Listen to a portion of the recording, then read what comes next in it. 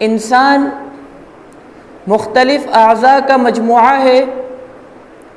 یہ اعضاء سنور جائے تو انسان سنور جاتا ہے۔ انسان کے جسم میں ایک چھوٹا سا عضو زبان ہے۔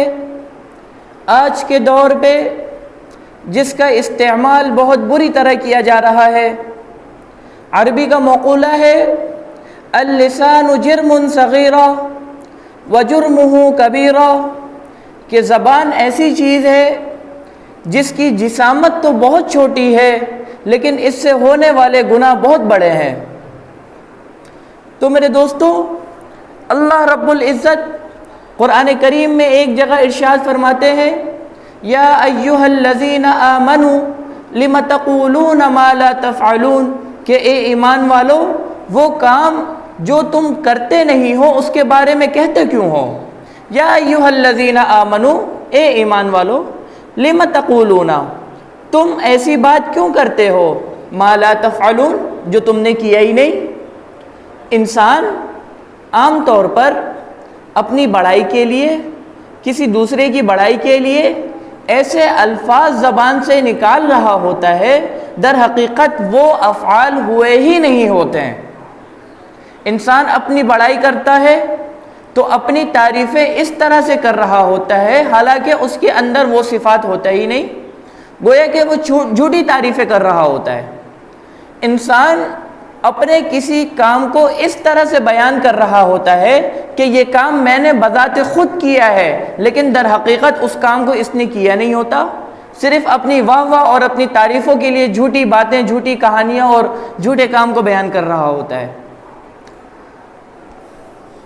ایک مومن کی زبان سے نکلے ہوئے الفاظ اللہ رب العزت کے ہاں بہت ہی اہمیت کے حامل ہیں اور اللہ کے ہاں بہت قدر و قیمت کے مالک ہیں۔ ایک مومن کے زبان سے نکلا ہوا الفاظ وہ اللہ کے ہاں بہت قدر و قیمت والا ہے۔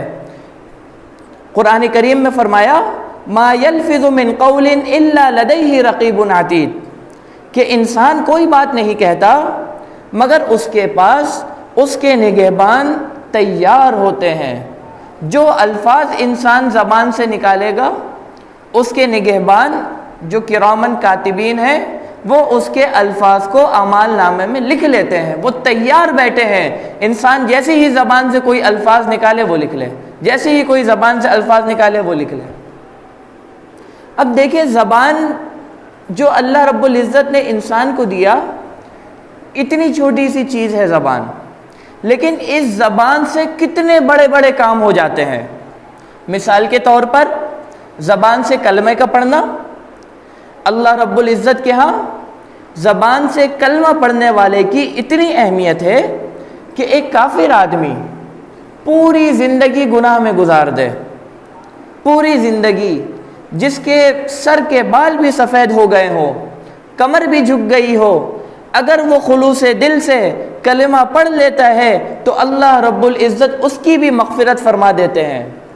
روایات میں آتا ہے جب کوئی بندہ خلوص نیت کے ساتھ دل سے کلمہ پڑھتا ہے تو ایک فرشتہ اس کے عمل کو لے کر آسمانوں کی طرف جاتا ہے، ابھی راستے میں ہی ہوتا ہے تو اوپر سے نیچے آنے والے فرشتے کی ملاقات نیچے سے اوپر جانے والے فرشتے سے ہوتی ہے۔ وہ پوچھتا ہے کہاں جا رہے ہو؟ وہ کہتا ہے جس آدمی نے کلمہ پڑھا ہے اس کے لیے مغفرت کا پیغام لے کر جا رہا ہوں۔ میرے دوستو، یہ زبان کلمہ لا الہ الا اللہ محمد الرسول اللہ، یا اشہد ان لا الہ الا اللہ و اشہد ان محمد عبدہ و رسولہ، تھوڑے سے کلمات ہیں۔ یہ کلمات انسان کے پوری زندگی کے گناہ کو معاف کروا دیتا ہے۔ کتنا بڑا کمال ہے! اور اس کلمے کا اظہار انسان کس سے کرتا ہے؟ زبان سے کرتا ہے۔ تو اتنا ہی کمال اس زبان کا بھی ہے کہ اس زبان کے ذریعے انسان چند کلمات کو ادا کیا اور اللہ تعالیٰ نے اس کے پورے زندگی کے گناہ کو معاف فرما دیا۔ دنیا کی عدالت کا معاملہ کیا ہے؟ ہم دیکھتے ہیں، آپ کے علم میں بھی ہوگی بات، ایک مجرم کو پکڑ کر لایا جاتا ہے اور اس پر یہ دعویٰ کیا جاتا ہے کہ اس مجرم نے فلاں جرم کیا ہے۔ جب قاضی اس کی تحقیقات کرتا ہے اور قاضی کے سامنے یہ بات واضح ہوتی ہے یہ مجرم بے قصور ہے، اس نے تو کوئی گناہ کیا ہی نہیں، اس نے تو کوئی جرم کیا ہی نہیں، کسی قانون کو اس نے توڑا ہی نہیں، تو وہ قاضی پھر کیا کرتا ہے؟ اس مجرم کو باعزت بری کر دیتا ہے، اس مجرم پر جتنے بھی جرم لگے ہوئے تھے سب کو ختم کر دیتا ہے۔ لیکن ایک کام کرتا ہے جو میں آپ کو بتانا چاہ رہا ہوں، وہ یہ کام ہے، قاضی اپنے مکتوبات میں اس بات کو لکھ لیتا ہے اس بندے کو فلاں جرم کے بدلے میں عدالت پہ پیش کیا گیا تھا، فلاں تاریخ کو فلاں جرم کے بدلے اس بندے کو عدالت پہ پیش کیا گیا تھا، اس بندے پر کچھ بھی ثابت نہیں ہو پایا، کوئی جرم ثابت نہیں ہوا، اس وجہ سے ہم نے اس کو باعزت بری کر دیا۔ اللہ رب العزت کی عدالت کا معاملہ کیا ہے؟ یہ تو دنیا کی عدالت تھی۔ جب اللہ کی عدالت میں کوئی گناہگار بندہ آتا ہے اور وہ گناہگار بندہ سچے دل سے توبہ کر لیتا ہے کہ یا اللہ پچھلے جتنے گناہ ہوئے تھے میں ان تمام گناہوں سے معافی مانگتا ہوں، آئندہ نہ کرنے کا عزم کرتا ہوں، یا اللہ میرے گناہ کو معاف فرما دیجئے، تو اللہ رب العزت کے ہاں معاملہ یہ ہے اللہ رب العزت اس کے گناہوں کو معاف بھی کر دیتے ہیں اور نامہ اعمال سے اس کے اس گناہ کو مٹا بھی دیتے ہیں تاکہ کل قیامت کے دن یہ گناہ اس کے لیے کوئی حجت نہ بن جائے۔ جو گناہ اس نے ماضی میں کیے تھے اللہ رب العزت اعمال نامے سے اس کی توبہ کی وجہ سے اس کے گناہ کو معاف فرما دیتے ہیں اور نامہ اعمال سے اس کے اس گناہ کو مٹا بھی دیتے ہیں۔ بالکل شروع میں نے جو آپ کے سامنے ارشاد قرآن کریم کی ایک آیت تلاوت کی، ما یلفظ من قول الا لدیہ رقیب عتید، جس کا مفہوم یہی تھا کہ انسان جو الفاظ زبان سے نکالتا ہے وہ فرشتے کیا کرتے ہیں؟ لکھ لیتے ہیں۔ جو اعمال اس کے جسم کے اعضاء سے ظاہر ہوتے ہیں ان تمام اعمال کو فرشتے کیا کرتے ہیں؟ لکھ لیتے ہیں۔ لیکن جب انسان توبہ کرتا ہے اللہ اس کے گناہوں کو معاف بھی کرتے ہیں اور اس کے اعمال نامے سے اس کے گناہوں کو مٹا بھی دیتے ہیں۔ یہ اللہ کے ہاں اللہ کی عدالت کا معاملہ ہے، دنیا کی عدالت کا معاملہ نہیں ہے۔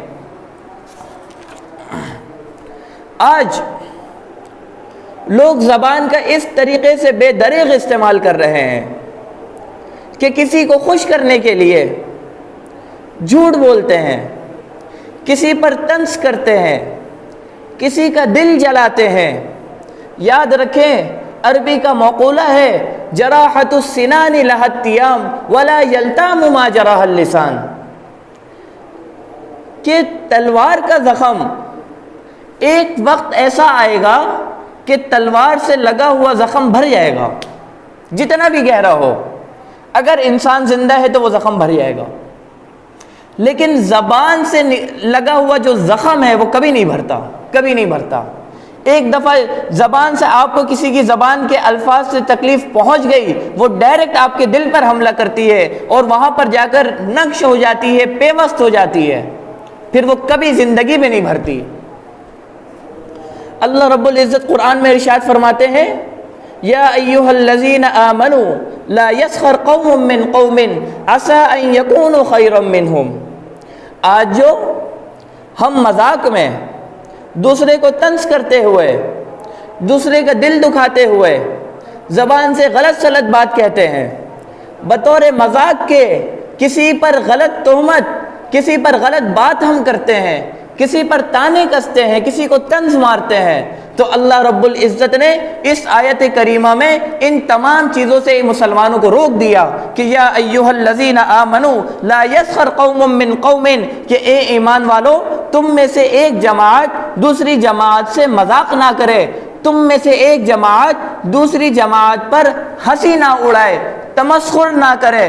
بہت ممکن ہے عسیٰ ان یکونوا خیرا منہم، بہت ممکن ہے جس جماعت کا تم مذاق اڑا رہے ہو یا جس شخص کا تم مذاق اڑا رہے ہو وہ شخص تم سے زیادہ میرے نزدیک زیادہ معتبر ہو، زیادہ نیک ہو اور تم سے بہتر ہو۔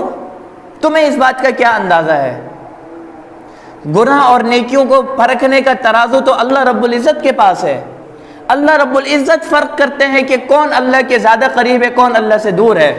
جو آج تم کسی دوسرے کا مذاق اڑا رہے ہو، طنز کر رہے ہو، دل دکھا رہے ہو سکتا ہے وہ تم سے زیادہ اللہ رب العزت کے قریب ہو اور تم اللہ رب العزت سے دور ہو۔ علماء کرام نے اپنے کتب میں ایسے کلمات نقل کیے ہیں جو کلمات کفر کہے جاتے ہیں۔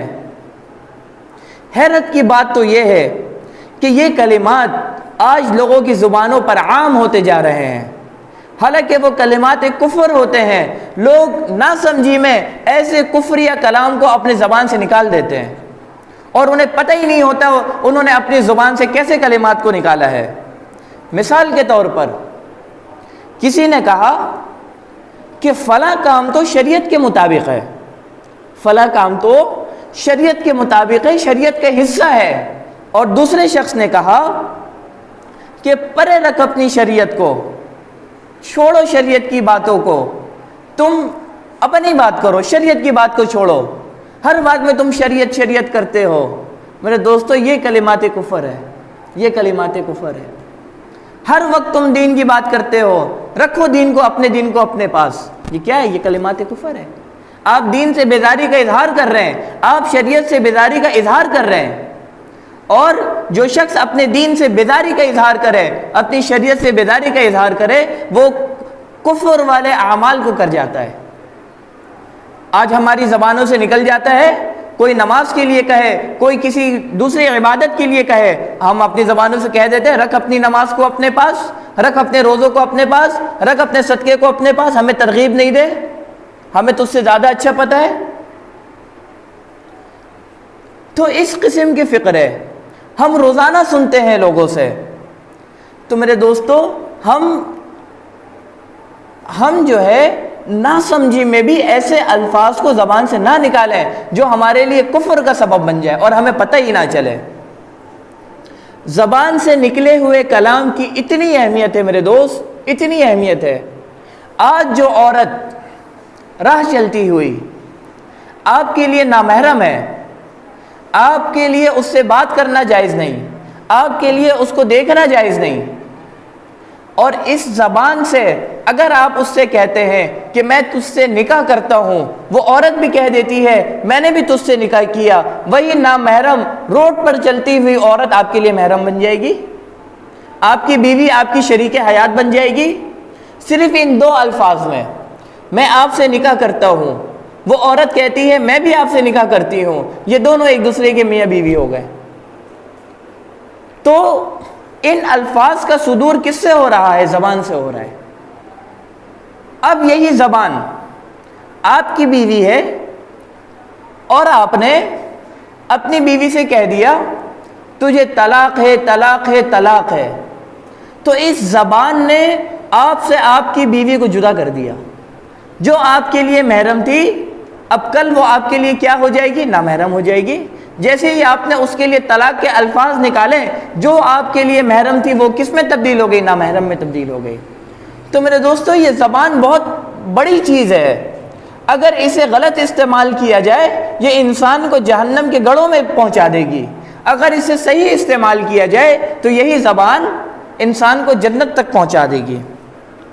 بعض اللہ والوں کا یہ معمول تھا کہ وہ دن بھر میں جو بھی باتیں کرتے تھے اسے ایک کاغذ میں لکھ لیا کرتے تھے، دن بھر میں جو بھی الفاظ وہ زبان سے نکالتے تھے وہ ایک کاغذ میں لکھ لیا کرتے تھے، پھر رات کو اس کاغذ کو دیکھ کر پڑھا کرتے تھے آیا اس میں کوئی الفاظ شریعت کے مخالف تو نہیں، آیا میں نے ایسی کوئی بات تو نہیں کی جس سے کسی کی دل آزاری ہوئی، جس سے کسی کے دل میں چوٹ پہنچی، یا شریعت کے خلاف میں نے کوئی بات تو نہیں کی۔ پھر اس کا محاسبہ کر کے اللہ رب العزت سے معافی مانگتے تھے کہ یا اللہ میں نے ایسی بات میری زبان سے نکل گئی ہے، نہ چاہتے ہوئے نکلی ہے، میں آپ سے معافی کا طلبگار ہوں، مجھے معاف کر دیجئے۔ تو میرے دوستو زبان کی حفاظت کریں۔ آج کے دور میں، اس فتنے کے دور میں سب سے زیادہ لڑائی، سب سے زیادہ پھڈے فساد، گھریلو لڑائی اور ساری ناچاقیاں، ان سب کی جڑ ایک ہی چیز ہے اور وہ ہے زبان، وہ ہے زبان۔ اس زبان کی حفاظت کریں۔ ہر اعتبار سے زبان کی حفاظت کریں. اب اپنی زبان پر آپ تالا لگا لیں, نہ بولیں کچھ کسی کو.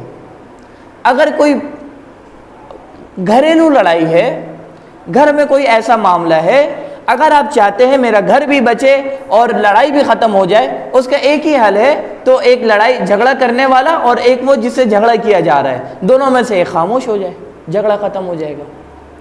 اگر دونوں آپس میں بولتے رہیں گے تو یہ جھگڑے بڑھیں گے. تو ایک چھوٹا سا چٹکلا یاد آ رہا ہے, میں آپ کو سنا دوں کہ ایک شوہر جو ہے وہ اپنی بیوی کو لے کر گیا کسی مولوی صاحب کے پاس. کہنے لگا میری بیوی اور ساس آپس میں بہت لڑتی ہے, بہت لڑتی ہے, آپ اس کا جو ہے نا کوئی حل نکال دیجئے. تو مولوی صاحب نے ایک تعویذ لکھا, تعویذ لکھ کر دے دیا. کہنے لگے جب تمہاری ساس تم سے لڑائی کرے تو اس تعویذ کو اپنی زبان کے نیچے رکھ لینا. بولتی ہے ٹھیک ہے.